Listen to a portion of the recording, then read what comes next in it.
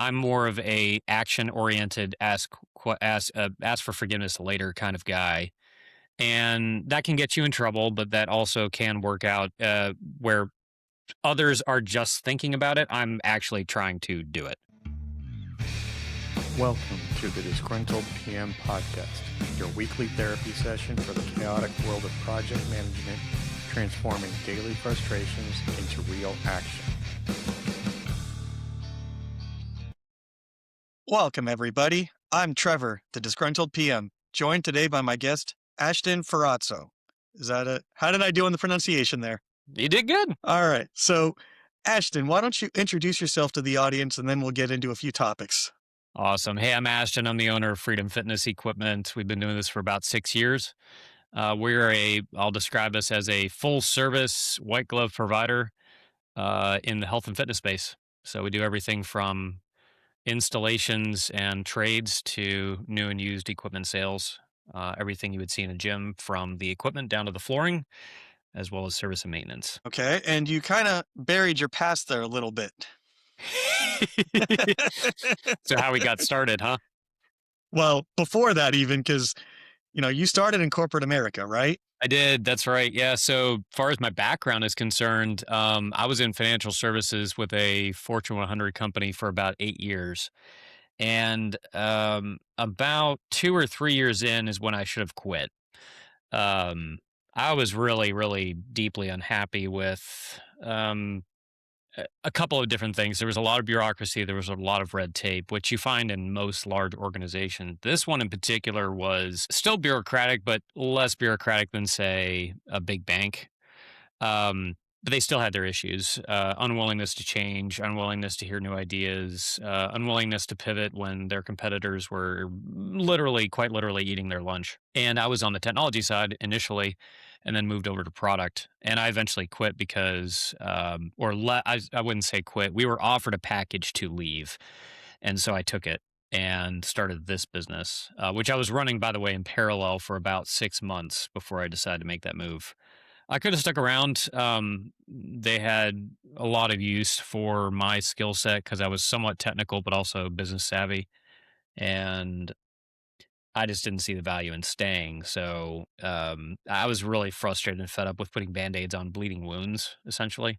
And now I can give actual feedback to our team, fix issues as they come up, and kind of control our own outcomes without running into the issues of somebody else telling me what to do. And that's one of the biggest things as a business owner is like, nobody can tell me what to do. You have customers that tell you, hey, we need this or that. And you can choose to listen to them or not, just to be perfectly honest. And if you treat your clients right, they'll treat you right. But yeah, generally speaking, you kind of control your own outcomes. And that was just huge. Getting back in control of situations that were just completely out of control in the financial services world, and now coming into this fitness world, which is huge and very tight and very connected, and knowing that, hey, if there's a mistake or if there's something that happens that you screw up, you can fix it. You don't have to rely on somebody else. Yeah, and I know you just completed a pretty massive project, and for the audience's background, I want to highlight a couple of things here that Ashton has completed the Safe 5 certification and is a Scrum Master as well, correct? Yeah, so I did the Scrum Master certification. That was actually, I hope it's updated on my LinkedIn. That was a while ago. That was back when I was in financial services, but it was toward the end of my tenure. And that helped me. So our company didn't use it. So they never do. They made us get the certification, and it's a great framework, but they didn't use it because they didn't like, I don't think they liked how loose the framework was. It's a framework. You give some pointers, and it's a very, very lightweight, almost you could call it like a crowdsource method to do projects. It's a very lightweight method, and then you apply your own skill set to it. They switched to doing something that was unbelievably involved and bureaucratic, which was typical of of organizations like that, where you switch from like this Scrum style method, which is very lightweight, and you have little check-ins here and there, but it generally allows the team to do their work, to heavy oversight, heavy detail, tons of check-ins, lots of documentation. And that's what they ended up doing. But that certification to me was valuable if the company had used it in terms of like just how do you manage a project? And this is how you manage a project. You really don't need to have project managers. You just have Scrum Masters, and that's it. So you run Freedom Fitness, and can you kind of give a little bit of a background of, because I want to frame your latest project that you've done where you moved warehouses and opened a showroom. Mhm. Give the audience a little bit of an idea of the scale of that and how you had to go about moving from one warehouse to the other and then open up a showroom on top of that. Absolutely. So we actually have had a couple of moves. So when we first started out, I was in my backyard. We then moved to a 2,000 square foot warehouse and then a 4,000 square foot warehouse. And that was essentially, it wasn't a solo venture. I did get some help, but largely speaking, it was a lot of just me moving heavy equipment. It was a pain in the rear end. The move from the 4,000 to the 16,000 square foot warehouse was probably the biggest effort. And I know you're talking about the one that happened just recently, but I'll explain here in a Mhm. second. Yep. Um, the 4,000 square foot to the 16,000 square foot warehouse move was done probably 3 or 4 years ago. And that involved it had to be probably close to a 20-hour day. So I got up at 5 or 6 in the morning and then probably got home at like 10 or 11 at night. And I think I ended up having 3 shifts of crews that came in, helped me to move stuff around, and then cleaned out the new warehouse. It was an absolute nightmare. I would never do that again. I would never compress myself into that kind of time frame. But we had to do it because I had to keep things running. And I was essentially a one man show for many, many years before we got our first operations manager. Um, I would, from a project management standpoint, that was a tactical error. I would never do that again, and we're not planning on doing that again. The most recent move that we're talking about was actually a pretty lightweight move. So what we had to do is we added on space. So we had 16,000 square feet of warehouse, and then we had a 27,000 square foot warehouse adjacent to us that was essentially a cabinet shop. And the cabinet shop folks left, and we were able to take advantage of, thank goodness, a heated and cooled office. Finally, we were literally in a cube with like a window unit. It was baked in the summer, frozen in the winter. So we were able to move to an air conditioned area, uh, additional huge amount of space. And in order to make all of that happen, we had to transition all of our equipment where we wanted it to be, which is staging near the showroom area, staging in this larger open space. And it just took time. It probably took us 2 to 3 months to fully move all of our operation over to that space and then keep and reorganize what we wanted, pallet racking, storage, all of that stuff in the previous 2 warehouses. So we still got those, but then we moved the majority of our equipment over to the new space and then kept a couple of areas over there for staging, installations, just having equipment so that we can install it, on clients' site. The showroom though was the biggest benefit of all of this. So in the past, we had if you'd walk in, you'd see me in a 10 by 20 some small little tiny little area, like kind of like this office that I'm in right now, and then like 8 of us, like packed in there like sardines. And you would walk in, and right in front of you, there would be the stuff that we had to offer. We had a couple of racks, some dumbbells, kettlebells, different stuff that we would normally offer in the front. We didn't have like, oh, hey, here's our turf. Here's these rolls. Here's, this rubber that we offer. We didn't even have a reception area for somebody who walks in. We just have to hear the bell that rang when somebody walked in. We installed a little signal bell when somebody walked in. And we didn't have a receptionist like we do now.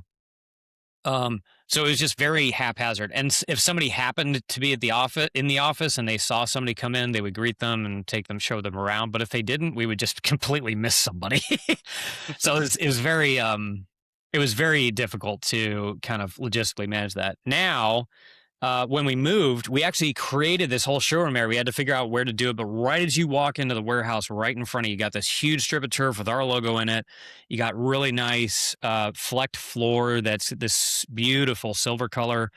You've got all of the equipment, like commercial grade rigs and racks and cardio all along the wall on either side. And as much as we can show for, new equipment in that showroom, it's just a new equipment showroom. And that gave us a huge amount of leverage with clients because we can now say, we've been quoting you XYZ. Hey, come in and check it out. And a lot of folks don't have that. A lot of folks in the area have like a retail store, but the stuff that they're quoting, they're drop shipping. So they don't physically Right. have it at the warehouse. They don't have all of these brands like we do represented out on the showroom floor. So they can't say to their clients, hey, I've quoted you X, come and see X and try it out. We can. We have the space. So that's huge, huge, huge for us. But the move was just it was just it always has been just a gigantic pain. And thankfully we were basically just transitioning next door. But moving all of that equipment, man, it took us, like I said, 2 to 3 months. And from a logistical and project management perspective, it's it takes a large amount of like our operations manager is excellent at space planning, but um have I not had that, I probably would not like it would probably taken us 6 months to move next door. So when you're talking about when you're comparing the two moves, thinking Mhm, about this logically, let's go with the first one. It sounds like was, hey, lease is up here on this mhm, date. Lease starts on this date. mhm. Make it happen. Don't care how. Just get it done, and that's it. The only planning was we're going to sage stuff in a way that we can get it out expeditiously, but we're not. There's no real plan for things. No, exactly. So the first move was very haphazard. It was like we have a few days. Literally, I think it was a few days. That was why that's why I did it so fast. A few days of overlap in the lease terms. So lease was ending Saturday. New lease was starting that Friday. We had maybe a day or two of overlap. And that's what led to some of that urgency is like, I've got to get it out. I can't pay for this overlap. I Yep. can't pay for a week of overlap. I was just not in that position. So, get as much manpower as you possibly can, throw a bunch of bodies at this thing, get it over to the new warehouse and get out. And then clean the previous warehouse up so it looks nice. And that was the only And consideration. yeah, and I'm going to guess on top of that that you weren't in a position to draw down some inventory to make this move easier for you in the transition because you just had to take care of it and get it done and hope that nobody ran a big sale on the wholesaling side. So you're like, oh, let me stock up now and then I've got to move it all. Exactly. And even if I had I didn't want to draw down an inventory because it makes your new space look a lot smaller. So I wanted to Mhm. keep the majority of what we had in there and not run a necessarily going out of business or moving sale. Um, when we moved the other stuff though, we did do that. We actually had some clearance stuff that we were trying to get out, even though it was right next door from on the Yep. cardio side, which we've now figured out better. But the new move, that was much more planned, organized. We were like, we're going to do this in stages. We have a few weeks where we're going to plan. A few weeks where we're going to move this section of the warehouse. A few weeks where we're going to move this section of the warehouse. And then we would kind of do it as we had time. We said, parse out this section. Strength's going to go, cardio's going to go, flooring's going to go, racks have to go up here. This is what the plan's going to be. And then we talked to the sales team about in terms of flow as people are walking through the warehouse, what do you want them to see up front? Obviously, you want them to see a showroom. Then what do you want them to see? Then what do you want them to see? And there's psychology behind all of that Mhm. that you can kind of, and it's harder in a warehouse environment to really have a true retail experience. But we're a hybrid, so we don't really. I'm not working as hard to influence consumer psychology as they walk through the showroom. It's just like we have a nice showroom, and then you're going to walk into the warehouse, and the warehouse is going to be organized, but not necessarily in a way where it's like impulse buy here, expensive buy there, things like that. It's more the way that our team is walking you through is going to probably influence your decision more, hopefully for the better, on how you make a decision. Yeah, and you brought up a couple of really good points there, and I want to drill down a little bit on this because you have you have some of that project management training and those fundamentals of what we'll call the science of project management. Mhm. When you were working with your operations team for this most recent move, how did you factor all that in? Did you factor that in to the move? Factor one in specifically. Like the training that you already had and the knowledge you had of how to how to manage this as a project rather than just, hey, we're going to do this. What's the best way to do it? So I have a very different philosophy when it comes to business execution. I'm more of a action oriented, ask for forgiveness later kind of guy. and that can get you in trouble, but that also can work out where others are just thinking about it. I'm actually trying to do it. So I tend to be more, I won't say impulsive. I used to be a lot more impulsive, but I'm more on the side of let's actually do this thing. And as we're doing it, we can kind of figure things out if we need to, rather than think, sit, consult the problem, things like that. So that's not, from a PM perspective, that's probably the opposite of what you want people doing. And I'm fine with that. I don't use a lot of the project management principles that I was really taught in corporate. I'm more, we're going to execute on this plan that we have. And if we need to get started and then figure out more things as we go along, that's fine. Most PMs that I've come across are like, we're not executing anything until we've actually planned through every minute detail. That's most of the guys I ran into in corporate bureaucracy. And that drove me crazy because I'm like, we just need to get started. And that's how I've always run this business is like, we need to get started. We need to get ahead of things and then we can figure it out as we go along. And yeah, you'll make mistakes, but I've found that's a much more effective strategy. So with the second part of the move, I now had the experience to say, we need to do things differently and we thank goodness have a longer runway to do these things. Um, but it was still more of a let's execute this as we have time process and trusting my people to manage that process than me saying dictatorially, hey, here's this plan. We're going to follow this plan. It's more, I'm going to rely on your expertise to tell me we need this here, this here, this here, and we're going to move this, this, and this. So it's much more of a management exercise than it is a PM exercise in my mind of trusting your team to do what they do best and then letting them do that thing. Well, and there's something we could talk about all day is as a leader, because I don't even want to go into the whole business owner side of things because that's a whole nother rabbit hole. But as a leader, you went from physically executing everything to now you're delegating. Yep. How does, how did that, how did you grow into that role from between the two moves, so to speak? I'll be honest, I have no idea. So when I was in corporate, I was very um unsure of myself in terms of my ability to manage people. I always had a chip on my shoulder uh from the standpoint that I wasn't being given opportunities and I felt like I could really thrive if I was given that opportunity. So it wasn't necessarily entitlement, but I was always like, why does it seem like I can't get anywhere in this organization from a leadership standpoint, even though I would love to, just to try it out and see what I'm capable of. So I was given a few minor projects here and there, but there were nothing. It was nothing crazy, and I didn't ever really get feedback from those. Probably because I didn't solicit it, which was my fault. On how I was doing from a leadership standpoint, and I ended up realizing as I started this business that I had some pretty toxic and harsh leadership tendencies. I love my people. And I had to learn through bad management at this other company how not to do things. And that very much informed how I do things today. But I was also I started to listen to a lot of podcasts about leadership and training and how to hire and how to fire and things like that. And that really, really helped. A lot of empathy towards people, a lot of patience, a lot of asking for forgiveness for things that you've screwed up on, which a lot of leaders just don't give a crap about doing.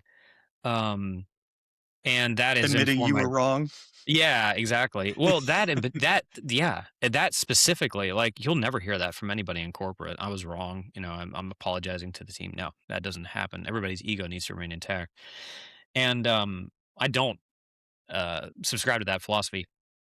But I screwed up when I was initially a leader, and I didn't have my emotions in check when it came to client interactions and things like that, which is why now I've got somebody who is directly interfacing with our clients who have questions about our product lines. I can get impatient with people when they're asking what I consider to be too many questions about certain things because of the way that they're asking them or whatever. So I put people in place that are a barrier to that, and then I've learned also how to be more patient. So it's running your own business is almost like going through counseling in that you have to just do an unbelievable amount of self development, and you'll just learn with your team because everybody has a different personality, uh, how to adjust who you are as a person. You've got to fix some really fundamental character flaws that you have in your own life, and they will all be exposed. It's like being married. Like every single flaw you have, every single shortcoming, every single weakness. The entire team's going to see it at some point or another, and you're going to have to either address it head on or decide that it's not a big deal and you're going to just keep rolling with it.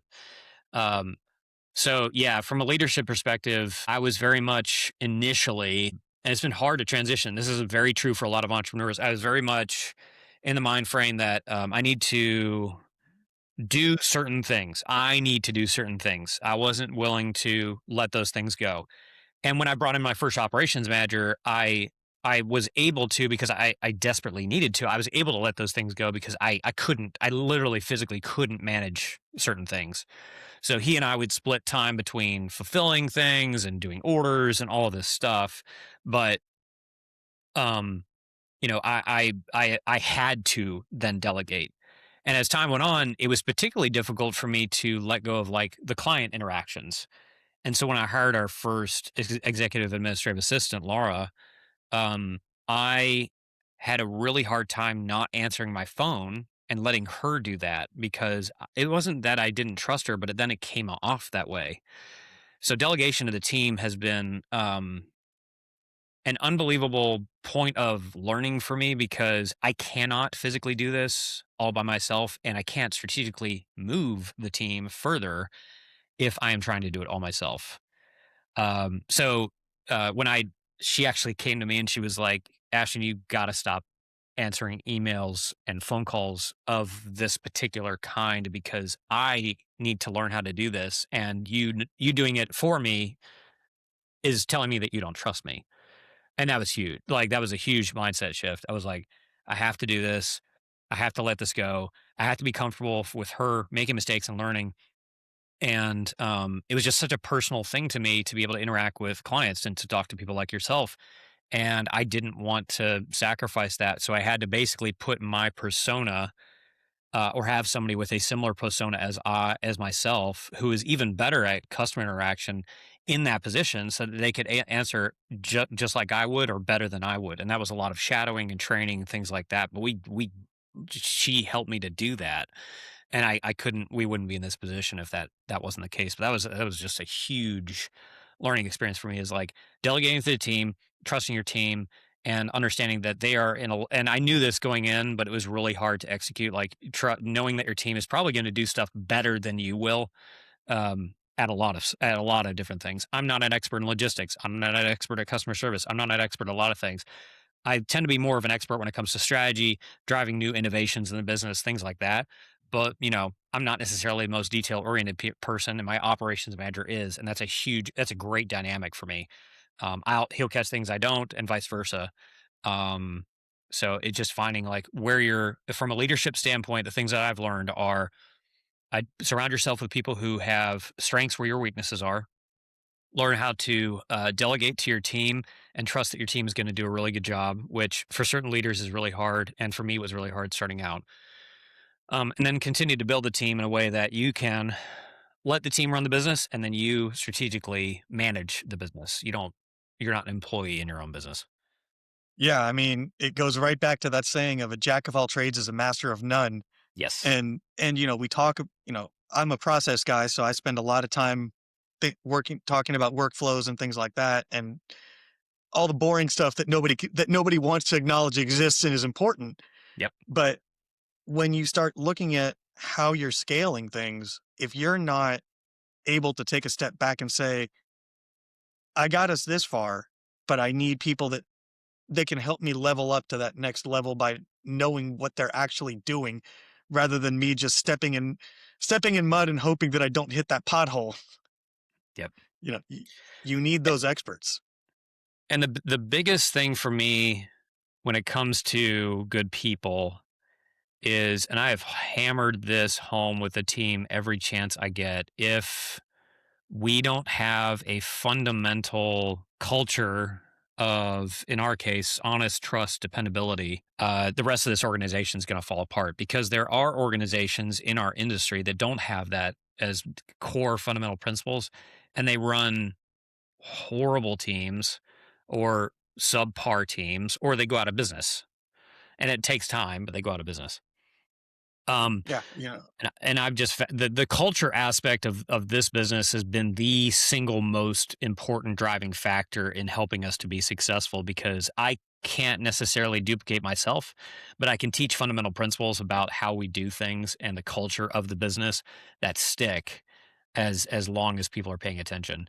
And that's been huge. I mean, it's just made a huge difference in how we interact with clients. well, I think that's a great place for us to pause and to tell the audience about the Patreon because that's where you can help support the show. And also, I don't ask for money for nothing. That's where every single guest, including Ashton, is going to be doing a bonus episode where we're going to be talking about entrepreneurship and and how Ashton has used social media to narrow his audience and probably grow the business while he's doing that. And to go back to your topic of your team and trust and how you built those core fundamentals, I want to bring up a YouTube short that you made that kind of shows how your team believes in you.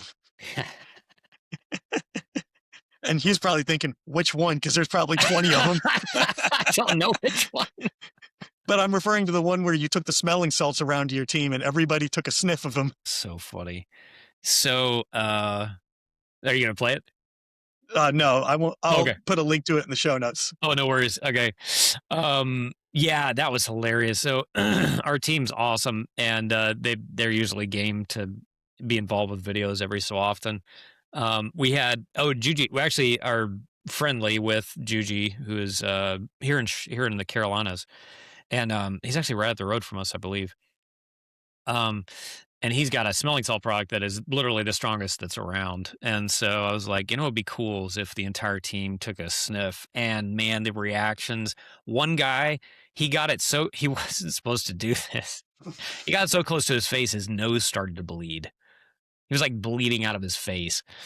And yeah, if you go watch that video, man, I love my team because they are literally down for whatever, and their reactions were all over the place on that stuff. But like, that's the kind of crew that likes I mean, you can tell like they just love hanging around each other, and that was the kind of team that I've tried to build from the ground up. But man, that video was so freaking funny.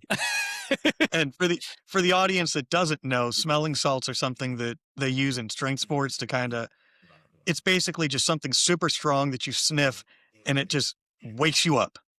Like that's the easiest way to describe it. Is it wakes you up, and as Ashton was saying, there's one brand that just made the strongest stuff that's humanly possible out there, and it's intense. Oh, I made the mistake of putting my nose way too close to that stuff, and it was a fresh bottle, and I had one that I'd sniffed before, but it was like from further away, and I it felt like somebody had stabbed me in the eye, and a rod had gone through the back of my head. It was that bad. It's basically straight ammonia to the dome, Yeah, and yeah. it was pretty horrendous. I've done that once and never again. Yeah. Yeah. Like It's quite something. It's it's quite fun, pungent.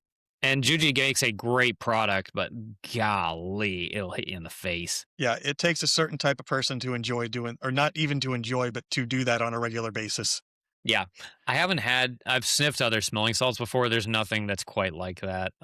We also used to offer before. Oh, I don't know if I told anybody this. Actually, I put some videos out about it.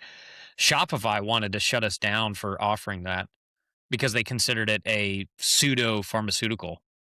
So they were Hmm. actually going to take our store offline if we didn't remove those product lines. See, this is the kind of story. These are the kinds of stories you get by listening to the show that you don't get everywhere else. It was insane. So we put out like 5 or 6 videos about this, but we were in a back and forth argument with Shopify about their terms of service because they use Stripe as a payment processor. And Stripe's terms and conditions state that you can't use a pseudo pharmaceutical. Well, I plugged this all into ChatGPT, and Chat was like, this isn't a pseudo pharmaceutical, and here's how you can argue that it isn't. It's not. It's not a pharmaceutical at all. This is an ammonia product. It doesn't even carry a hazard classification with UPS. So I sent them all this data, and then they ended up changing their explanation and saying, "Oh, well, it's not the terms of service with Stripe, it's the terms of service with our platform," which is not who they were doing the processing through. It's through a third party. It wasn't them. Mhm. And so they have a clause in their terms of service that says basically for any reason we can shut you down. And I'm like, okay, well, I can't argue with that. So we had to. I felt so bad. So I've told Juji we're eventually going to offer that product again, but it's going to be on a different platform. And I told Juji we'll be back, but we're going to offer this separately, probably on a different web page with a different payment processor. Yeah, and these are all things that nobody preps you for when you run a No, business. no, You know, it's crazy. there's so many people out there that say, I'm going to just start a business, I'm going to do something. And when you've got the motivation, yeah, it's easy, but then you scale up and expand out, offer new products, offer new services, and nobody prepares you for lessons like this that, oh, hey, this one small product that I want to offer because I enjoy it, I can't do it.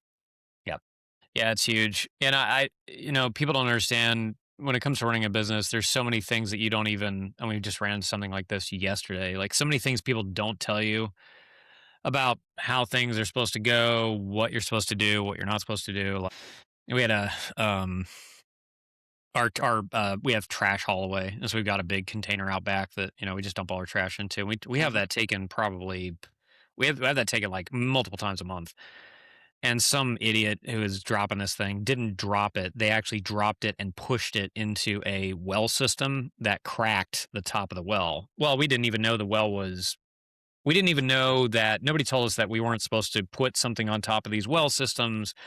And so the PVC pipe that goes down to the well is probably completely destroyed. And it's going to be, I mean, they were ballparking the estimates for this at like 10 to 15,000 per well. And, I didn't know I didn't know anything about that. Nobody knew anything about that. That's something that their insurance is going to have to handle because they were negligent. But, stuff like that just nobody tells. Fire code. That's another thing. Is like, I had the fire inspector come through, and our neighbor that moved out, the cabinet shop, was like, "Yeah, you need to do this, this, and this." And their rules are different because they had very Mhm. flammable wood products. Obviously, we don't, and we have metal and steel. So I invited nobody in their right mind does this, but I did because I like the fire service. I invited the Well, fire inspector. you're not in your right mind to start with. It's true. Exactly. So we have a really good relationship with the fire service. We do a ton of work with fire, police, EMS, and we've had people that thankfully speak very, very highly of us in those spaces. So I had a fire inspector come by, and I was just like, dude, just tell me everything that you nitpick everything to death, figure out every little thing that I could possibly need to fix around here. And he did. It was great. Um, but there is no rule book for that. And when you move in, the lease doesn't cover that. And they don't tell you need to have inspections done by this time and all this stuff and fire monitoring. I don't think we even had fire monitoring on one of the buildings for like 3 years. I didn't even know that it was supposed to happen. I thought the building owner was supposed to take care of that. Nope.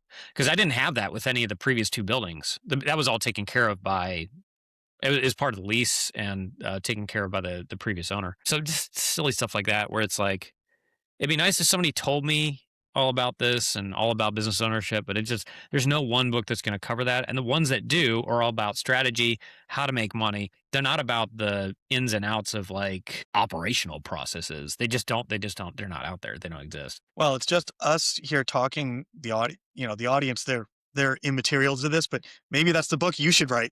Hey, there you go. I've had people say before, because I've got stories about things that happened early in the business and later in the business. I may eventually do something like that because I think it would be valuable to either people in this space who are thinking about building this, maybe in different states, or folks that this is a whole nother topic of conversation. I don't necessarily believe in the college model anymore. I used to, but people are just considering going straight into entrepreneurship, like a tactical method of doing that. That's very, very, very, very, very down to earth. It's not, oh, you have this idea, like come up with a business plan and write down the strategy. It's like, no. Again, going back to do the thing first and then ask for forgiveness later. Just start the thing, do the thing. And by the way, here's some tips about how to do that thing. I don't know. I've thought about it. It'd be fun. I just don't have the time right now. But yeah, I love that idea. Yeah, I mean, nobody else is going to steal that idea, right? Yeah, yeah. You know, but to the point of, you talked about doing things and coming up with things, and one of the things I know you're big on is you found kind of a hole in the fitness world Mm. and filled it with with a product that you created. Yeah, absolutely. So you're talking about our flooring, hammerclad Yes. product?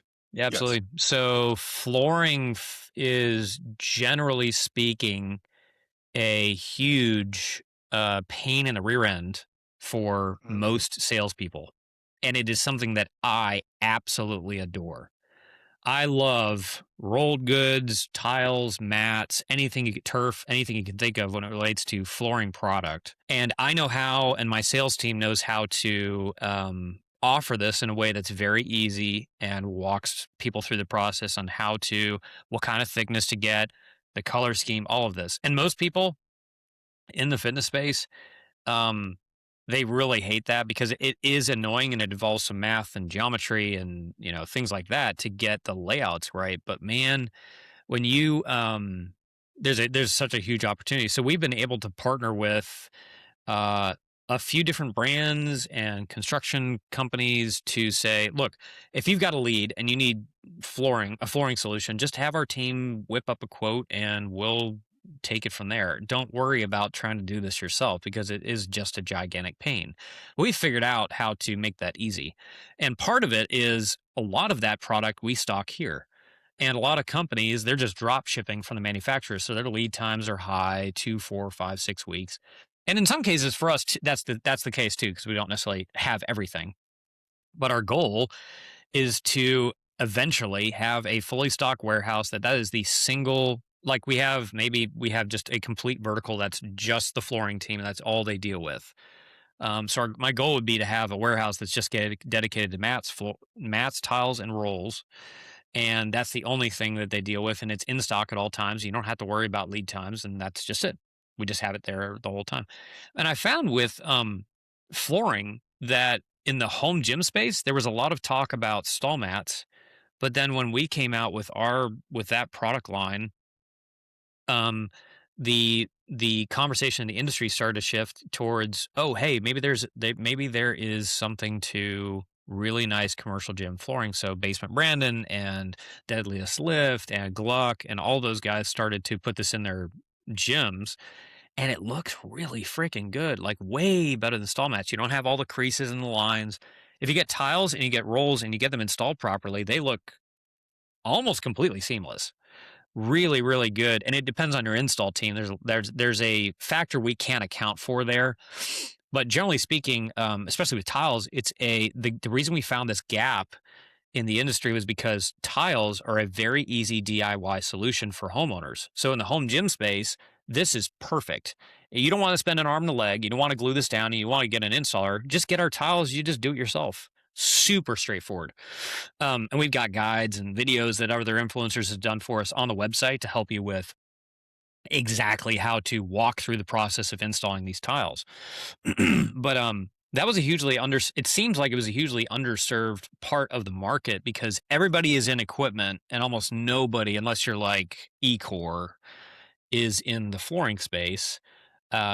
And the ones that are basically these behemoths that aren't interested in talking to a homeowner that has 100 square feet. We love that, and we know how to do it really well. So my hope is that that'll expand. And folks listening to this podcast, if you're running a business and you need help with stocking that kind of material because you've got demand for it, we can help you out.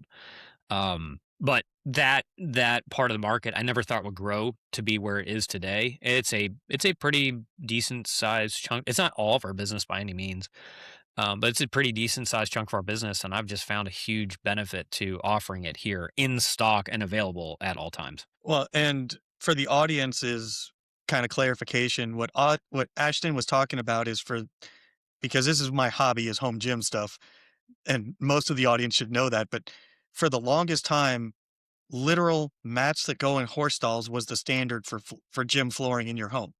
They're 4 foot by 8 foot, 3/4 inches thick, pure rubber. That's what everybody had in their houses, in their garages, and their basements.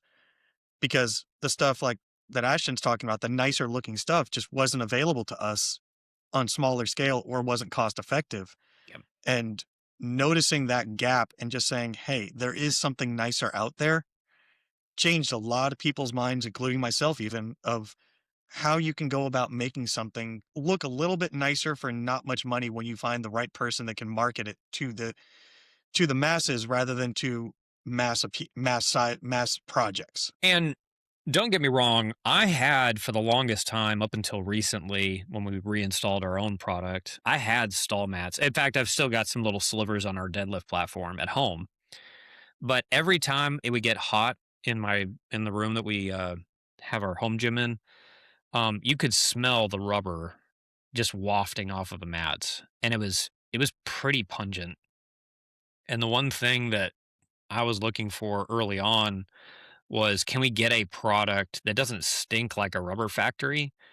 And can we get a high enough quality product that you could stick it indoors that looks beautiful and professional grade, and make it cost effective for people? And we found the solution. Stall mats are just, they're heavy, they're annoying to deal with. They smell to high heaven, and the VOC odors can be harmful to people's health, particularly folks that have health problems. Like, it is actually something that people will specifically come to our website for, because we are gold certified for indoor use. That even if there is a slight odor, it's not going to affect your health in any way. It doesn't have deleterious effects on your on air quality, things like that. And that was the biggest driving factor, because some people are very, very sensitive to smell, and just don't know how to. They don't know about all these other product lines that are on the market. And again, ours isn't like, there are other products that have absolutely no odor at all, period, under any circumstances. Ours may have a little bit of a smell from time to time. We don't usually get many complaints, if any. But there's like virgin rubber, like skimmed product lines out there. But they're 10 times what you would pay for anything else. And it's going to have the same effect, and it's going to look pretty much the same. And we just didn't think that that was valuable enough to offer to people. We could have, but we could have gone down that route, but it's just not. It's not something I would put in my gym, honestly, or in a commercial gym setting either. So yeah, I'm in love with that for the home gym, community, because I, for the longest time, like we offer products as if I'm the shopper. So I don't bring stuff in if I think it's garbage. We don't offer that stuff long term if it's garbage. I brought in stuff and immediately discontinued it, because I'm like, I'm going to sell through these units and we're going to get by, but we're going to explain the shortcomings of these units to these people. And then we're going to stop selling them. And we're just going to be honest with people. I've had used equipment in here that, dude, I swear to you, I would never in a million years buy myself. And I had videos about it. I had this, one of my pet peeves is, are you familiar with like Nordic Track? Hmm. Okay. They're a mass produced product. I cannot stand that company.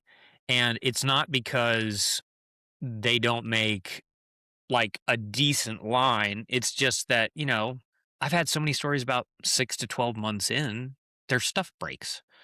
And it's just anecdotal. And I'm like, I would never ever. I had a used Nordic Track like incline trainer that we had, and I did multiple videos on this. I was like, do not buy this. I was selling it for like nothing. And I was like, do not buy this. And finally somebody came in and were like, no, I actually want that specifically. I'm like, fine, I'll sell it to you. But like, I have a visceral reaction to people that are like, yeah, I'm going to sell you whatever, even if it's garbage. I just don't, that's not a thing. That should not ever be a thing.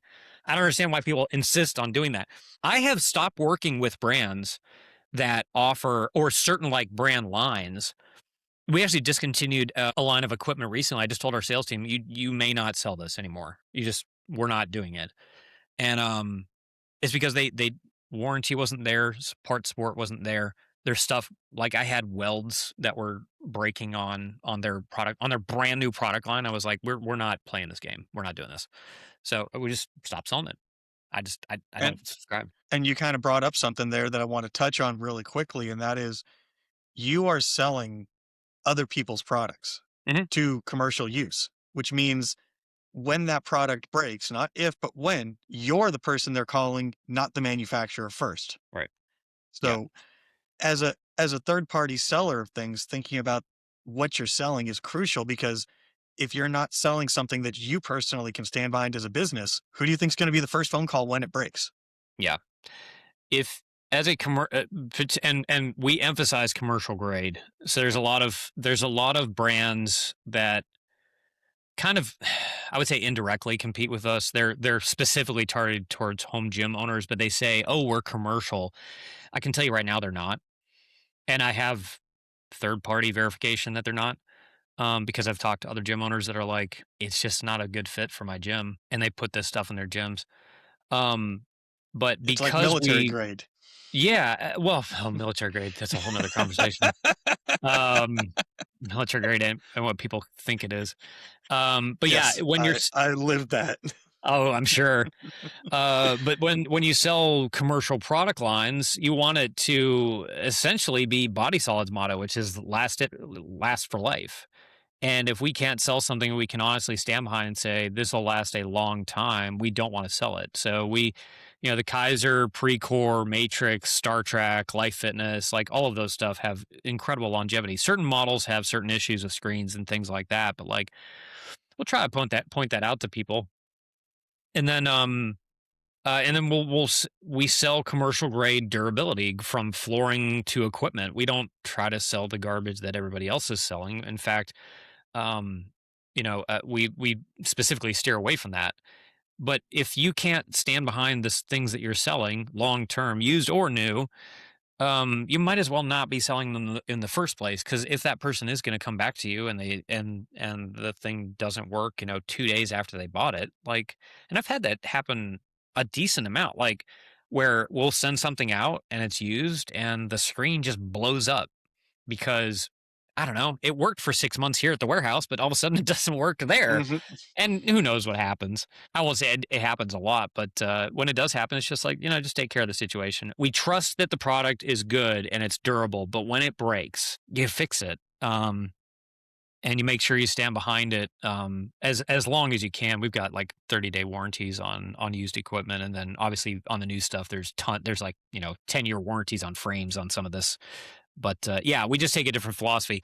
Make sure it's commercial. Make sure it'll last. If it's a commercial grade piece of equipment in a home environment, it should last. My feeling is it should last almost indefinitely. It won't, but and don't sell people stuff that isn't going to really get at the core problem that they're trying to solve. Your kid's in football, he needs to get stronger. I'm not going to sell you some cheap Amazon, 500-pound rated squat rack because that kid who's 15 is probably going to be squatting 400 pounds by the time they're, 16 or 17, just based on experience. So, yeah, stuff like that. I really want that consumer experience and the quality of what we sell and stand behind to be something where they can come back over and over and over again, trust that we're going to sell them a good, high quality product, and that's going to last a long time. And for that reason, and that reason alone, I've stuck with the commercial side for the longest time. It's very, very, very, very, very different from most of the home gym market, because most of the home gym market is catered to folks who are using this equipment for just a few hours a day during the week. And I don't think people yet realize that the stuff that we offer could be banged on 24 hours a day, 7 days a week, and not break ever. The new stuff specifically, but even some of the used stuff, like I don't think people fully realize the value of having a commercial grade piece of equipment in their gym, specifically in their home gym. But people are starting to get the picture.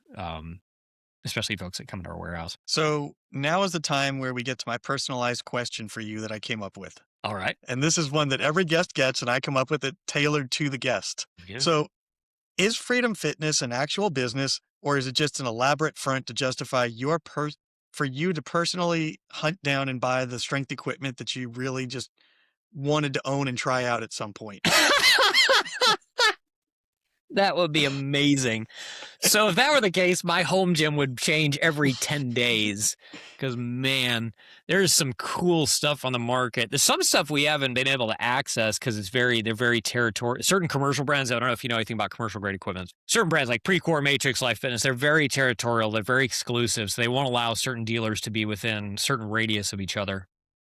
So some stuff, man, I would love to have and put in my home gym, but I just don't have access to it unless I go through another dealer. So yeah, in some cases, yes, it is an elaborate front because now I've redone my home gym with all of my product. Um, but no, generally speaking, that would be hilarious. One thing I do want to do though, and this is kind of the front, is have like a sub gym in our warehouse. Once we have the space, we have a decent amount of space now, but not quite enough to have like a corporate gym, and we just be for our the guys that work for us, and we would cycle stuff in and out of that all the time because I am curious to do testing and quality control and like also just get feedback from the guys on, hey, what works, what doesn't, and what do you like. That would probably be the only front. Well, I think that a lot of your team probably just gets their workouts and moving the gym equipment Yeah, around and yeah. delivering and re moving things around in the warehouse itself is a workout in of it's just by working. Yep. Our team is incredibly hardworking. They kill themselves. It doesn't matter how hot it is, how cold it is, but they absolutely kill themselves trying to get it right for the clients. And they have taken stuff up narrow stairwells and up like unbelievable, just pain in the rear end situations where tiny elevators, and they just figured it out. And a lot of times this is the first time that this might be the first time they're dealing with, X, Y, or Z situation. But they just figure out a way to make it happen. And then I get feedback from the clients all the time. It's like, dude, 10 out of 10. Like these guys were awesome. They were laughing and joking the whole time. They actually covered my walls with, blankets just to make sure nothing gets Mhm. scraped or scratched. They moved this vase over, like all this stuff. My team just they love what they do, and they really take a huge amount of pride in doing it at the absolute right way. It might take more time, it might be more expensive, but man, you're going to get the best friggin' experience out of what we offer and what our team offers at delivery than anybody else. Well, and I think that part of that is it's the leadership because it starts from the top down of you're not you, I'm gonna make a couple of assumptions here, but you as a leader and a business owner are not telling your team they've got to get this done on a timeline. It's Yep. they've got to get it done right Yep. first. And then if we can get it on the timeline, that's a bonus. 100%. Yeah. So, and we do have, and the team knows like the clock is ticking on the jobs. The longer it Mhm. takes, the more expensive it becomes to us. But it's always been, look, if you need to slow down, 100% do that because we do not want to have to go back out and fix something. It ends up costing us more, but it also looks really bad on the team if, five things break right after they went out there because that means we didn't do something right. So, yeah, it's always been quality first, timeliness second, and make sure that, you know, and we are timely in terms of like install and delivery dates, but Mhm. the quality of those installs and deliveries has to be up to par because a lot of these manufacturers and a lot of these companies that rely on us to do their installs, that's the number one concern.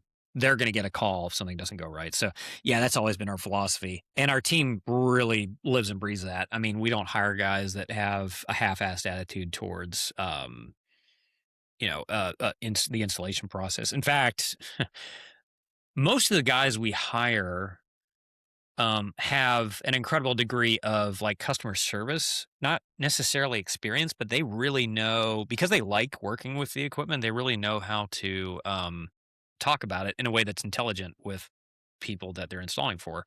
So a lot of these guys work out regularly in their spare time, and so if something is wonky, they'll be like, "Oh, hey, look at this, and this is how you work this machine, and hey, this you might want to watch for this, and this as you're working out." Like they'll do stuff like that with clients, and it's huge. Most of the time, you get a group of guys that swings in, installs the equipment, says, "Peace out. I don't know anything about this stuff. Bye." Our team just doesn't do that because they care about like the person that they're installing for, and then they care about the equipment that they're installing because they know it really well. And that, I think that there's also the cost of rework that you highlighted, and that Yeah, is if you spend an extra hour making sure that you protect the walls and get everything in, and that's in any aspect of life, guess what happens when you're done? You walk away from that job and you're not going back there. yeah, If you hit a customer's wall, you're paying either for somebody to go out there and fix drywall and repaint, or you've got one of your team doing it. But yeah, that's the rework of that is probably more than that extra hour of labor yeah. to slow down a little bit and get it done right. Yeah, 100%, especially because we'll do work out of state, so we'll do work in South Carolina, Georgia. Mm. I mean, we would have to hire a third party to go back out there Well, anyway in a lot of cases. It just and doesn't. then you're questioning, is the quality of their work up to Right. your standards, and Correct. so on and so forth. But Correct. Ashton, we could go on for hours. I always enjoy talking to you. Uh, Yeah. but I want to hand the floor over to you, let the audience know where they can find you, what you're up to, all that good stuff. Sure. Folks know where to find me. We're all over the place on social media. But if you want to look at our website and see what we have to offer, it's freedomfitnessequipment.com. And I always put this out on podcasts. It seems really weird, but we've got a customer service line. You're welcome to call anytime. It's 980-216-4860. Call us, chat with us. We'd love to talk to you. And I'll have that in the show notes, and his website linked in the show notes. And also follow his YouTube channel. Even if you're not interested in home gym stuff, Ashton puts out a ton of great information and a ton of funny videos too. So with that, I want to thank the Patreon subscribers. I want to thank the listeners, and I want to remind everybody it's free to like and subscribe and follow and do all that great stuff. And that really does help out with spreading the word of the show, getting word out there, and helping the show grow a little bit to help me out. So I'll end like I always do. May all your deliverables be on time, your budget's in the black, and your scope not creeping. For Ashton Farazzo, I'm still Trevor, and I'm still the disgruntled PM. Thanks for listening.